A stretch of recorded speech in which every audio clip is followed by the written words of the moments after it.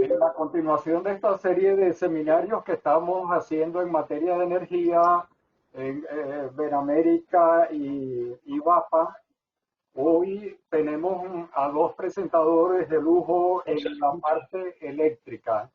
Uno es Miguel Lara, quien tiene más de 45 años de ejercicio profesional, 30 los pasó en OPSI, en la planificación y operación del Sistema Interconectado Nacional, y actualmente es asesor técnico del equipo del presidente Juan Guaidó para el plan de recuperación del sector eléctrico. José Aguilar, por su parte, tiene 38 años de experiencia. Desde el 2010 se ha desempeñado como voluntario y consejero técnico para el sistema de recuperación, para la recuperación del sistema eléctrico venezolano.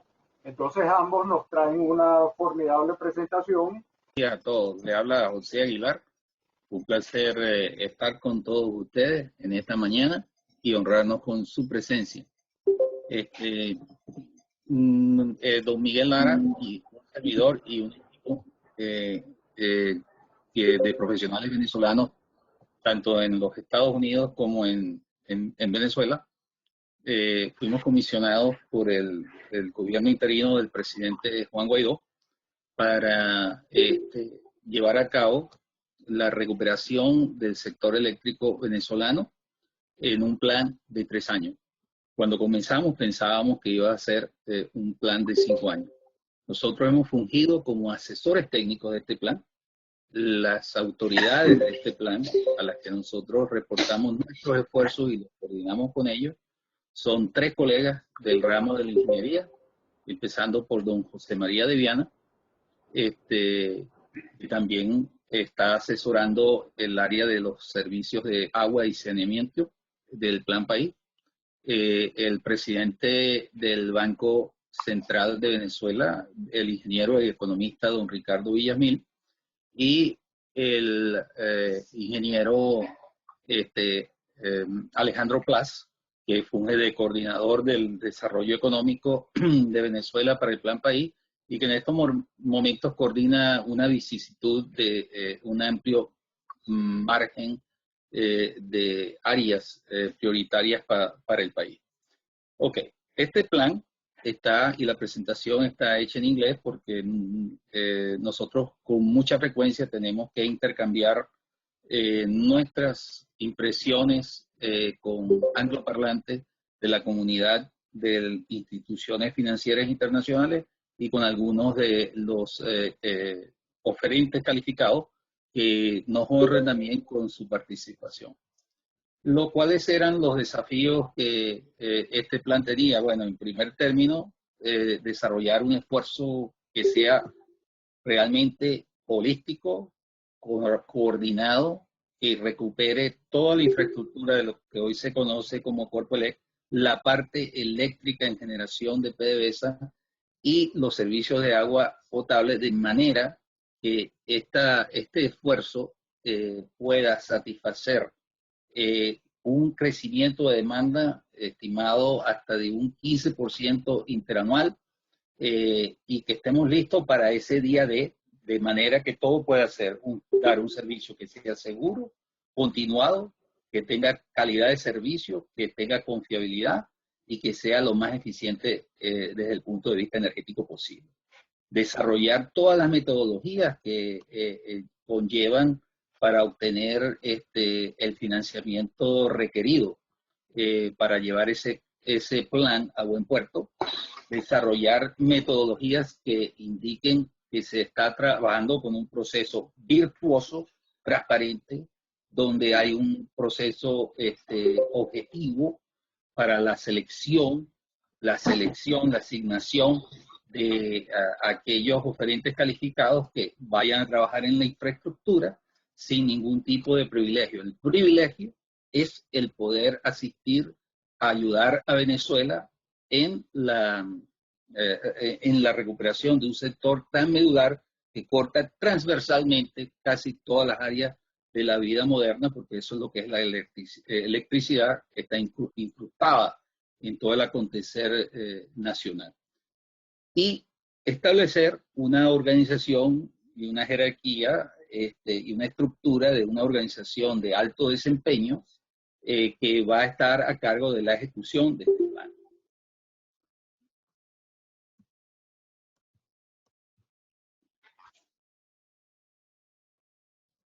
El plan necesita, perdón, tenía un problema aquí.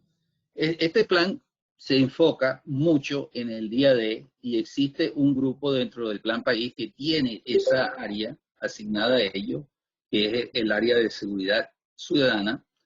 Tenemos que tomar el control de las instalaciones, de la infraestructura a lo largo y ancho de Venezuela y tan pronto como sea prácticamente posible, proveer las condiciones elementales de seguridad física para los equipos de los proveedores que nos estarán acompañando para la recuperación o los trabajos de recuperación de esa infraestructura. Por aquí, les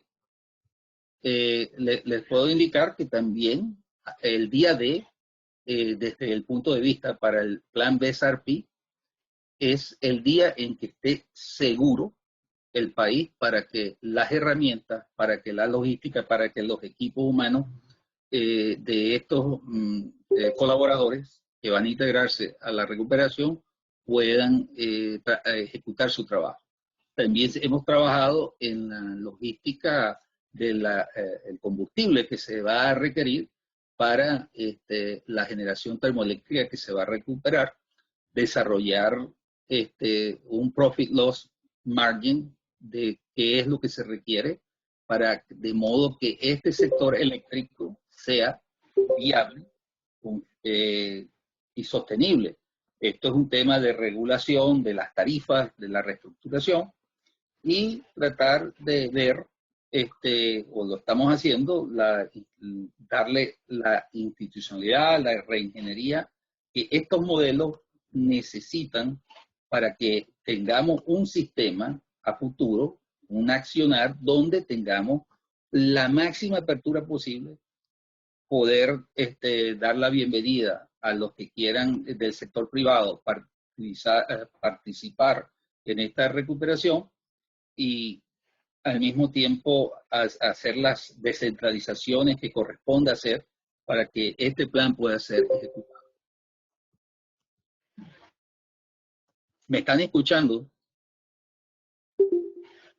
¿Aló? ¿Alguien me puede dar perfectamente, perfecto. Positivo. Sí. Ok, porque estaba recibiendo unos mensajes de WhatsApp que dice que no tenían audio. Bueno, de todas maneras, vamos a ver el por qué nosotros estamos enfocados en una estrategia de recuperación de la infraestructura existente. Venezuela tiene, para los efectos de este plan, 36.000 gigavatios de generación eléctrica o potencia instalada que nosotros hemos determinado que son dentro de unos más de 40.000 megavatios que existen instalados cuando hablamos de PDVSA, cuando hablamos de Porcoelec, que son los que se necesitan para poder soportar la demanda o el crecimiento máximo anticipado, ¿ok? Sin que se tenga que recurrir a la compra de generación inconveniente. El país está 97% interconectado. Las leyes de Kirchhoff nos dicen que lo que yo haga en un lado, eso nos da un poderío muy importante, porque lo que se haga en un sistema interconectado en un punto puede contribuir a verse reflejado en una mejora o en un empeoramiento en cualquier otro extremo. Para el área, y esto es muy importante, para el área del comercio y las industrias de Venezuela, prácticamente el país sí está 100% interconectado. Y lo que queremos llegar, disculpen, lo que queremos llegar es a un escenario donde esa recuperación del equipamiento pues sea no solamente viable, cada equipo está siendo evaluado, cada línea, cada unidad de generación se ha escrutinado de modo que si es posible recuperarlo a través de acciones de mantenimiento, eso bajo cualquier escenario financiero que se nos presente. Y ahora, más que todo, con estos nuevos acontecimientos fluctuantes del coronavirus, esta siempre será la opción más rápida y la menos costosa.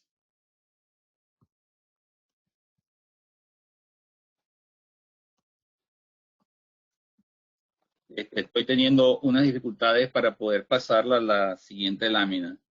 ¿Ya pasé? Ok.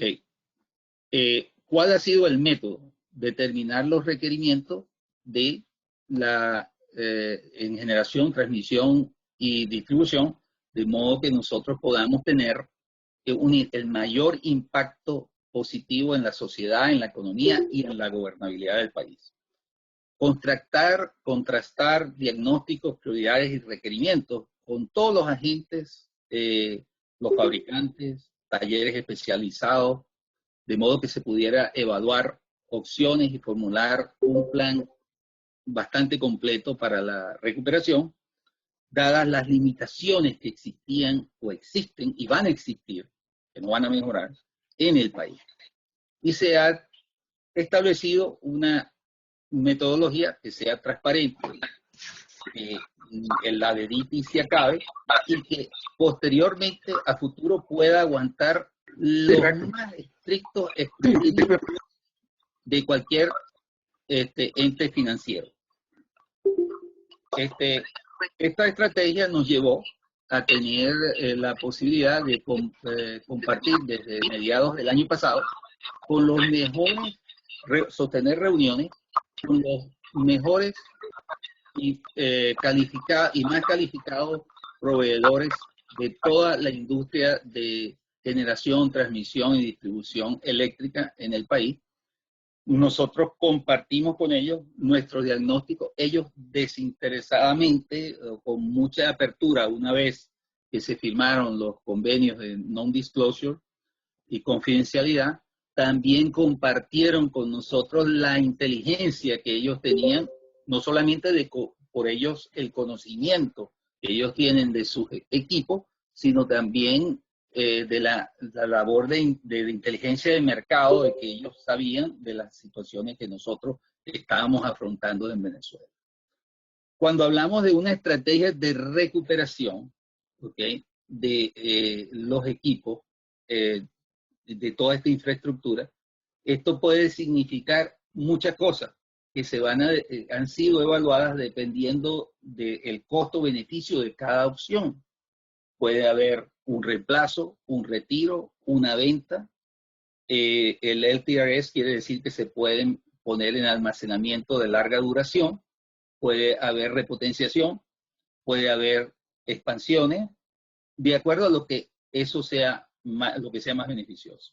Una vez que estas prioridades han sido establecidas, todo el gobierno, por lo menos la primera óptica o el primer lente, está mirado con el concepto de costo nivelado de electricidad y lógicamente lo que habíamos mencionado, el timing para cuando eso puede entrar de acuerdo a la intersección o convergencia de las necesidades de la gobernabilidad de un gobierno que está tomando el control de Venezuela, donde se han puesto altas expectativas de mejoramiento en la vida nacional y lo que haga más sentido común en ese momento.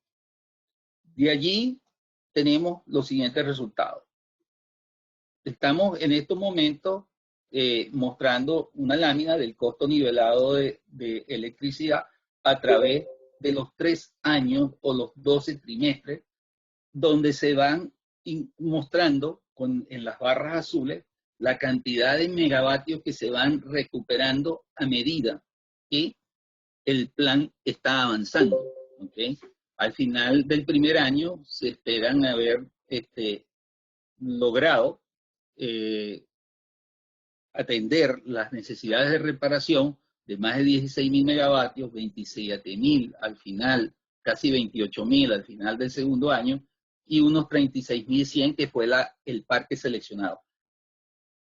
¿Cuánto de esto se va a ejecutar? Bueno, como dice el dicho criollo, será hasta donde la cobija nos permita arroparnos, pero no queríamos dejar de colocar cada una de las cosas de todos los activos que se van a prestarle atención. En Venezuela existen más de 500 unidades de generación. Para los efectos de este programa están solamente consideradas alrededor de 170 unidades de generación. Todas las de hidroelectricidad y lo demás, es decir, ese gran excedente entre los 170 y los casi 500 unidades de generación a las que yo me he referido, bueno, allí es donde estarán retiro, ventas, etcétera. Ya eso se tratará en algún momento. Esto nos dice que el presupuesto de esta generación es alrededor de 5.000,2 millardos de dólares a través de 3 años. Y el costo nivelado de electricidad, es decir, el costo del megavatio hora, al final de estos 3 años, los 12 trimestres, estaría en los $22.81. Y esto es reflejando los últimos costos internacionales del combustible. El costo nivelado de electricidad toma costos internacionales de combustible, las tasas de financiamiento, los plazos de financiamiento, los costos de mantenimiento, los costos de operación de todos los equipos. A esto habría que sumarle, a este 22.81, y allí también hay una tasa de retorno, ¿okay? Tipo estándar, de aproximadamente un 7%. A eso habrá que sumarle lo de el sector de transmisión, el sector de la distribución y atención al cliente. Y nos dice que Venezuela sí tiene un potencial para tener una tarifa eléctrica atractiva, ¿ok? En aras de que esto nos pueda llevar a un clima, a un escenario donde vamos a tener 3 componentes que son para nosotros vitales.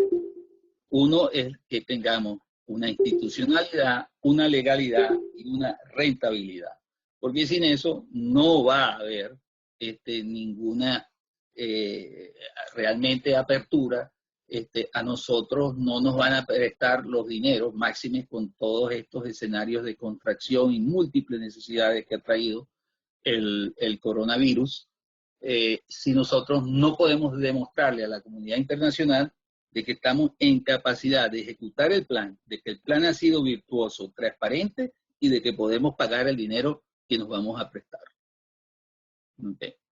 Bueno, ¿qué es realizable? Bueno, en 36 meses se pueden recuperar cerca de casi un poco más de 19.000 megavatios termoeléctricos de lo que es la generación, tanto lo que hoy se conoce como de Corpoelec, como de algunos activos críticos de PDVSA. Esto es llevar también en términos del desempeño en la confiabilidad comercial, ahí debe decir reliability, les pido disculpas, commercial reliability, pensemos en E4, de un 10% a un 95% en 3 años. Hoy en día, a duras penas, a veces tenemos 1.700 megavatios, otro día tenemos 2.000, a veces 2.200, a veces puede ser que tengamos 1.500 o 1.300. Y eso es lo que se está buscando como meta, un 95% al cabo de 3 años. El programa también tiene que ser un aspecto muy importante de esta recuperación, es la eficiencia, el mejor uso de los combustibles que nosotros podamos hacer. Nosotros ahorita tenemos eficiencia de menos del 30%. Y con este plan y las reparaciones que se piensan hacer, las repotenciaciones que se piensan hacer, se estaría cercano al 50%, lo cual nos pone en un rango de eficiencia térmica de las mejores de la región, y esa es una ventaja competitiva para el país. En términos de la confiabilidad, nosotros tenemos un escenario donde a partir de, si anticipamos que en 3 años, nosotros pudiéramos tener el mayor escenario, el mayor crecimiento anticipado, podemos decir que a lo mejor eso no va a ocurrir, podemos ser muy pesimistas, podemos ser todo lo que ustedes quieran. Nuestra labor es estar preparados para que el progreso que requiera la nación no se vea afectado y ponerse en una lista de espera, porque la electricidad tiene que anticiparse a las necesidades del país.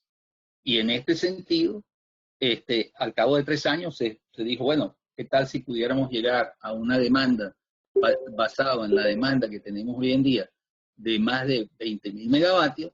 Y a partir del tercer trimestre, nosotros empezamos a ver que ya tenemos un margen de reserva operativa, y de allí prácticamente a partir del sexto trimestre, tomando en cuenta conceptos de confiabilidad, como son, por ejemplo, la pérdida de la unidad hidroeléctrica más grande, la pérdida de la unidad termoeléctrica más grande, que se puedan salir del sistema y que usted no lo siente en su casa. Esa es la meta con que se ha construido este plan. Ahora, la generación hidroeléctrica es la más importante del país. La planificación está para devolverle a ella el 90% de disponibilidad comercial en los 3 años. El 97% de todos los trabajos para el campo hidroeléctrico se pueden ejecutar al menos en 36 meses. Se pensaba, cuando nosotros comenzamos a hacer este plan, teníamos una visión de que se podían hacer en los 60 meses, lo cual es 5 años. La hidroelectricidad está en 39 meses, pero yo estoy seguro de que llegado el momento, todavía tenemos un tiempo de preparación, nosotros podemos llegar a hacer esto en el 100% de esas actividades también en 3 años. Existen algunas cosas que son de vital importancia para Venezuela, y en el campo hidroeléctrico es la bomba de tiempo que tenemos en las presas de La Vueltosa y Bordeseco, que sirven al embalse Camburito Capar, el cual nos permite operar 514 megavatios de la planta conocida como Fabricio Ojeda o La Vueltosa. Esto es una bomba de tiempo que pone en riesgo la vida de 95.000 personas aguas abajo y que pudiera inundar un área equivalente por casi 1,5 metros de 4.400 kilómetros cuadrados, un área como la del estado Carabobo, muy similar al lago de Uri. ¿Qué es lo que está pasando en La Vueltosa? Por una negligencia garrafal tan elemental, causa raíz, no chequear el aceite de los equipos oleohidráulicos de control de las válvulas de cierre del túnel de la descarga de fondo, ocurrió un golpe de ariete y ocurrió el desastre que está en la foto que se observa a la izquierda de su pantalla. Eso fue en el año 2007. Hoy en día, la última vez que esto se aforó, estaba en 36 metros cúbicos por segundo. Nosotros estimamos que está por encima de los 40 en estos momentos. 40 metros por segundo es el doble prácticamente de un consumo de una ciudad como la ciudad de Caracas. ¿Ok? Estas aguas nunca las ven las turbinas. Ahorita no se puede generar en La Vueltosa y los Andes, los estados de Barinas, Apure, Táchira, Mérida, Trujillo, están pasando roncha, ¿ok? Porque no tienen electricidad. Este embalse ahorita está a 3 metros casi por debajo de la cota mínima de operación, la cual es 290 metros sobre el nivel del mar. Esto es un riesgo de naturaleza inadmisible. A la mano derecha está la foto del crecimiento de los aforos, es decir, de ese caudal, de esa fuga incontrolable en ambas represas. Y aquí se pueden perder las represas. Estamos ya en un crecimiento exponencial. La ingeniería nos ha dicho a nosotros que cuando un tema llega a un agravamiento con una tendencia exponencial, ya no es si una falla va a ocurrir, es cuando puede ocurrir. Entonces, esto es una de las más altísimas prioridades. Y en la seguridad de empresa hay otros aspectos, como es toda la medición, la instrumentación geotécnica, todas las áreas se mantengan como debe ser, que nuestras presas, si las vamos a tener, no sean conucos, de que las cosas se hagan profesionalmente, la hidrometeorología, etcétera. Eso se ha dejado perder, y eso es un riesgo de naturaleza inadmisible para nosotros, y eso está identificado en el plan, y hay un equipo que está trabajando en eso muy dedicadamente. Esta es una gráfica clásica de don Miguel Lara, que me toca esta mañana pues explicárselas a ustedes, donde tenemos desde el año 98, teníamos un sistema que tenía más de 4.000 megavatios de reserva operativa, con una infraestructura de casi 20.000 megavatios, y en ese momento se abandonaron las mejores prácticas de la historia que había practicado con mucho acierto el sector eléctrico venezolano en la segunda mitad del siglo XX. No se hizo mucho, y lo que por los primeros 4 o 5 años de la era conocida como la Revolución, y nos fuimos comiendo el margen. Por allí, por el año 2006, nos salvó de chiripa la incorporación de la central hidroeléctrica de Carhuachi. Pero, ¿qué se hizo en la era de la revolución energética? Bueno, prácticas corruptas, la adquisición de equipos inconvenientes, algunos bombillos ahorradores, y en ese momento comenzamos a ver el disparamiento de la capacidad instalada del país. El máximo histórico de la demanda alcanzó los 18.696 megavatios, y luego veíamos que la disponibilidad venía palo abajo, pese a que la demanda del país, también venía palo abajo. La demanda del país en estos momentos está con todo su estrangulamiento que ha tenido, las Santa Marías que se han bajado en la industria y el comercio, está cerca de los 12.000 megavatios, y pasar, y no se pueden suplir. Diariamente en estos momentos estamos racionando entre 1.500 a 1.200 megavatios en las horas pico, y casi un 10% de toda la energía que requiere el país en un periodo de 24 horas no se puede servir. El sistema es insostenible. ¿Okay? ¿Qué hace el plan BESARP? Es agarrar a partir del año 2021, 2022 y 2023, aunque aquí apuntamos a partir de 2020, es llevar esa confiabilidad hacia arriba, esa disponibilidad hacia arriba, y crear un margen de maniobra superior al que teníamos al comienzo de la era de la revolución. Se está dando una tensión de 26 gigas, y allí vemos 36.000 gigas, y yo estoy hablando de 26.000 gigas. Bueno, hay una explicación bastante importante para eso. Nosotros ahora, mal que bien, estimamos tener 10.000 megavatios o 10 gigas de generación instalada para enero del año 2021. Dios mediante. Esos megavatios serán alrededor de unos 1.700, 2.000 megavatios termoeléctricos, que si estuvieran trabajando perfectamente nos darían más de 4.000 megavatios, y no estaríamos violando límites. No tendríamos un diluvio de bajones y tantas fallas en el país. Pero esos 10.000 megavatios también van a requerir asistencia, tienen que ser revisados, porque si no, se van a morir y se van a quedar en el camino.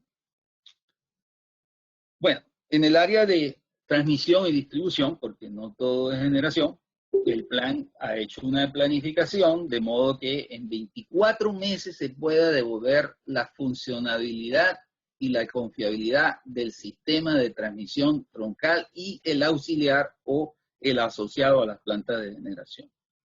Y la distribución, por lo menos tenerla en muy buen orden en 36 meses. Esto implica que se está revisando y se está planificando la recuperación de todo el sistema existente, los servicios auxiliares, los sistemas de protección, medición, control, supervisión y todos los equipos de comunicación que deben tener, la radio, el satélite, la telefonía, la transmisión de datos, etcétera, porque nuestra geografía es amplia y ancha y hoy en día no podemos seguir operando de esta forma. Eso es una operación inviable. Tenemos que recuperar mucha infraestructura. Nos han dejado sin sanitario, los aires acondicionados no sirven, o se los han llevado, las cercas se han caído, los patios están enmontonados. Tenemos que recuperar los centros de mantenimiento, los talleres, las vías de acceso, los depósitos, los almacenes que tenemos. Y proveer todo el equipamiento de inventario requerido, de modo que el personal que va a estar envuelto en estas cosas pueda prestar atención oportuna a las fallas que van a tener y realizar los mantenimientos que son requeridos. Esto indica la revisión completa del sistema troncal de transmisión en 765, 400, 230 kilovoltios, donde existen más de 60.000 MVA de capacidad de transformación, más de 12.000 kilómetros, y la inspección y mantenimiento de subestaciones en los voltajes que los llamamos a veces subtransmisión, 138, 115, 69, son los sistemas regionales de las grandes urbes que tenemos en Venezuela. No, es inadmisible tener que vivir en Maracaibo querido como lo tenemos, la San Cristóbal como lo tenemos, Valencia como lo vamos a tener, y que Caracas va hacia allá, vamos, si esto no se ataja a tiempo. ¿Okay? Allí hay más de 85.000 MVA de transformación y más de 50.000 kilómetros de línea. Hay que tener un aprovisionamiento de todos los equipamientos, herramientas pequeñas, medianas, pesadas, equipos de hacer pruebas especiales, los vehículos de todo tipo, de modo que los equipos de mantenimiento puedan volver a retomar sus actividades de restauración y las actividades que ellos van a tener que o hacer a futuro. Ok, ¿cuánto es el costo de este plan? El costo de este plan es alrededor de los 14, casi un poco menos de 15 millardos de dólares si todo esto que está aquí se pudiera hacer. Es decir, existiesen los recursos, existiese la institucionalidad, existiese la legalidad, existiese la rentabilidad. Eso sería el escenario. Allí está desglosado por año. En cuanto al desglose anual, el 36%, casi el 37% de los recursos se requieren en el primer año, baja un poco en el segundo año, que es esta parte que tengo aquí, por debajo del 30%, y crece un poquito por encima del 30% al final del último año, porque allí hay que hacer unos pagos fuertes. Al comienzo se necesitan bastantes recursos, porque nosotros tenemos sistemas destrozados que tienen partes y componentes que son de larga entrega, larga duración, ¿okay? Sobre todo en el sistema troncal de transmisión y en las subestaciones. Nosotros tenemos equipos que no están disponibles en Home Depot para los que viven aquí, o no sé si en Venezuela todavía funcionan las ferreterías EPA. Un aspecto muy importante, aquí están los desgloses de la generación termoeléctrica, de la generación de PDVSA, la generación hidroeléctrica de Corpoelec. La transmisión lleva cerca de, disculpen, estoy teniendo un problema acá. La transmisión lleva cerca del 29% del presupuesto y por primera vez, desde que yo estoy mirando, y de eso sí me siento bastante orgulloso del equipo, es que la distribución, la Cenicienta, está recibiendo la mayor cantidad de recursos porque acuérdense que esa es la cara del cliente, ese es el que el cliente ve. El cliente no va a ver mucho a la gente de la transmisión, el cliente no va a ver mucho a la gente de la generación, pero la interfase de los usuarios del cliente es la distribución y la atención al cliente. Eso lleva el mayor componente de recursos, un poquito más por primera vez de la generación, del primer plan que nosotros hemos concebido de esta manera. Y aquí se está recuperando los recursos, los servicios eléctricos de los servicios de agua, lo que llaman en Venezuela las hidros, ¿ok? La interconexiones eléctricas de PDVSA, generación de PDVSA y los del sistema eléctrico venezolano que se conocen como Corpo Eléctrico. Ahora bien, pasemos a otro ingrediente que es muy importante, que son los combustibles que se van a requerir, ¿okay? Para dar cabida a que esto se pueda hacer. Ahí están los requerimientos en gas, en diésel y en fuel oil. Nosotros no podemos, ¿okay? El día 1, comenzar o pensar que vamos a no poder, no se puede utilizar combustible líquido.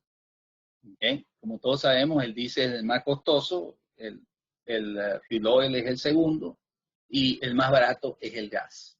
Los gastos, esos son los BTU, los miles de millones de BTU que se requieren. ¿Y por qué usamos miles de BTU? Bueno, porque el combustible tiene un costo por millones de BTU en gas. Usted convierte los barriles a los millones de BTU que tienen o los litros y es más fácil para hacer todos los cálculos, hablar en dólares por millones de BTU cuando se está haciendo el combustible y manejar todos los conceptos de costo nivelado de electricidad. Esto, para que más o menos lo sepan, el primer año deberíamos tener cerca de 1.000 millones de pies cúbicos de gas dedicado a la generación, alrededor de 2.400, 1.400 millones en el segundo año y un tope en el tercer año de hasta 1.800 millones. Aquí hay algo muy importante que no será muy aparente para ustedes en esto, pero es lo que está detrás de los cálculos. Eso es el máximo posible de combustible que se pudiera requerir para poder satisfacer ese crecimiento del 15%, pero también para que se establezcan y se obedezcan los siguientes criterios. Número 1, el fin o la minimización de los bajones que tenemos en Venezuela por la violación de los límites operacionales entre áreas interconectadas. Segundo, de que nosotros nunca tengamos que vertir el agua, es decir, abrir el aliviadero de Guri, o que veamos nuestro reservorio principal de Guri expuesto a la cota 240.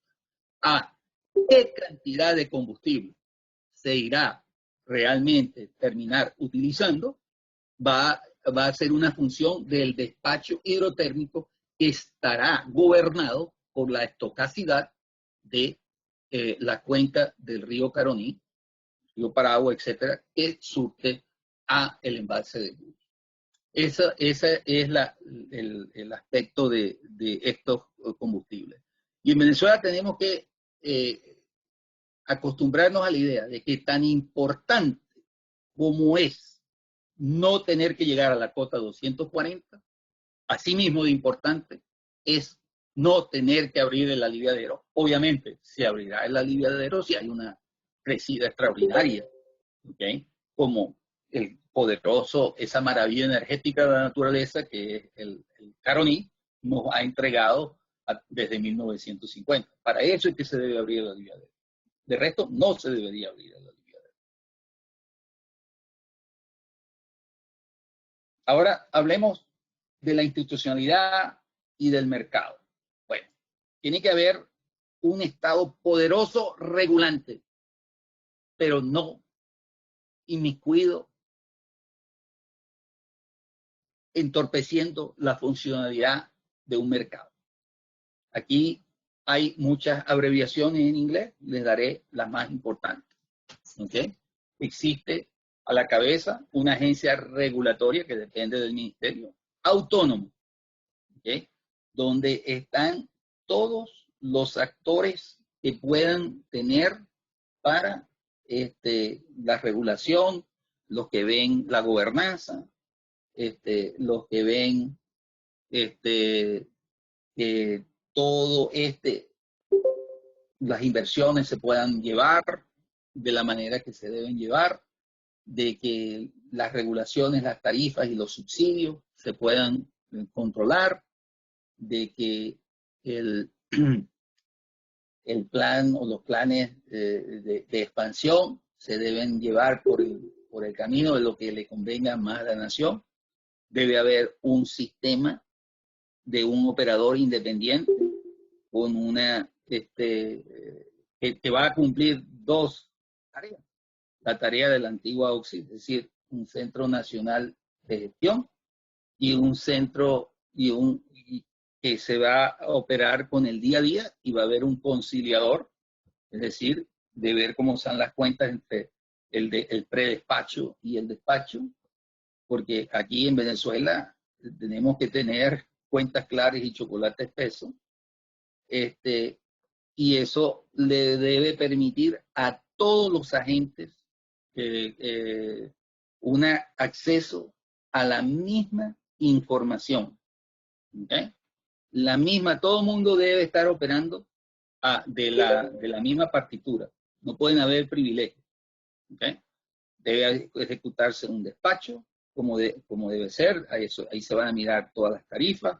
Los subsidios no deben ser cruzados. Los hemos puesto en 200 kilovatios hora por mes. ¿Okay? Y vamos a tener que hablar de dos tipos de clientes, regulados, no regulados. El cliente regulado será el usuario residencial, el no regulado va a ir a los precios que dé el mercado. Una vez que se tenga calidad de servicio, que la gente ya no tenga bajones, que la gente pueda pagar la electricidad, serán los no regulados. Existen mecanismos en este mercado de los cuales por ahí se mencionan muchos, dicen BOT, que es Build, Operate, Transfer, los 3 Ps, que son Public Private Partnerships, y cada uno se evaluará según sea el mérito que nos dé con este know-how que se debe crear y que debe trabajar de una manera autónoma, ¿ok? Viendo los intereses energéticos del país, no solamente los eléctricos, sino los energéticos del país. Y para cerrar esa parte, y antes de dejar esta lámina, lo que les quiero decir es que nosotros, cuando empecemos la era de las cuentas claras y el chocolate espeso, veremos que con los costos nivelados de electricidad que son posibles en este tiempo, Venezuela puede tener un rango de tarifas y puede dar rentabilidad, ¿okay? a los inversionistas, de modo que ellos quieran arriesgar sus capitales. ¿Okay? De aquí, para cerrar la presentación, da un poquito, esta última lámina, habla de una multiplicidad de actores. Cuando yo les hablaba de los 3 Ps, que son los Public-Private Partnerships, y de los BOTs, los Build, Operate, Transfer, yo no soy muy fanático, ¿okay? de los BOTs, porque eso indica que, okay, usted lo construye, usted lo opera, y ¿a quién se lo va a transferir? ¿Al Estado otra vez? Cuando nosotros queremos más bien dejar que el Estado se salga de eso. Pero pudiera ser que para algunas cosas, riesgos compartidos, tal vez el sistema de 3 Ps es más viable. Todo esto tiene que ser sustentado por un mecanismo que se llama los PPAs. Los PPAs, es decir, los Power Purchase Agreements. ¿Okay? En Venezuela existe una gran oportunidad para tener PPAs. Nosotros hemos mirado en el equipo BSRP este tema de sistema, el modelo de gestión que nosotros deberíamos tener, y hemos encontrado mucha afinidad de escala y de aplicabilidad con el sistema eléctrico peruano, ¿okay? Por las proporciones hidrotérmicas que él tiene, algunos de sus estudios, de sus empresas que ellos tienen. Creo haber escuchado en una presentación que se hizo aquí en viernes pasado de que había 427 yacimientos o emprendimientos o zonas de producción petrolera. Bueno, eso pueden ser 427 PPAs. PDVSA puede tener un PPA por aquí, la Revinación otro PPA por allá, el Sanvil otro PPA. Y yo creo que todo eso es posible. Para los que quieran saber, en el mercado peruano tiene más de casi 2.000 PPA en su haber. Entonces, esta sería una nueva modalidad, ¿ok? Además, para cerrar, que no lo he mencionado y no quiero fallar en esto, nosotros, este plan, tenemos una gran deuda de gratitud con los mejores oferentes de la industria eléctrica, termoeléctrica, hidroeléctrica, generación, transmisión y sus equipos humanos de ellos, que nos han dicho que sí se puede, nos han dicho cómo se puede, nos han convencido con la interacción con ellos de que sí hay capacidad de ejecución en Venezuela, de que sí se cumplen ciertas premisas económicas y se ponen ciertos plazos de anticipación, sí es posible ejecutar este plan. Ellos, he tenido el privilegio de interactuar con ellos, he estado muy orgulloso de encontrarme en todas estas empresas hidroeléctricas, termoeléctricas, de transmisión y distribución, talleres, etcétera. Bastantes venezolanos que están y forman parte de esa diáspora que todos queremos que esos hijos brillantes de nuestra patria regresen a su suelo. Y eso ha sido para mí una cosa bastante emocionante, y lo que quisiera cerrar para dar paso a las preguntas es lo siguiente. Nosotros hemos visto el desastre que ha ocurrido, sobre todo en las últimas 2 décadas, con un sector eléctrico venezolano que fue referencia en la América Latina en la segunda mitad del siglo XX. Y muchos se preguntan por qué. A través de los últimos 9 meses trabajando con don Miguel Lara y otros colaboradores de este equipo, y los otros con los cuales hemos tenido el privilegio de interactuar, vemos lo que es posible y estamos tratando de construir realidades. Yo creo que la pregunta no es por qué fallamos, sino por qué no abrazar esta nueva perspectiva. Nosotros hemos estado trabajando para el equipo designado del presidente encargado Juan Guaidó, y esperemos que este sea el plan que sea adoptado por el Plan País. Le agradezco muchísimo su gentil atención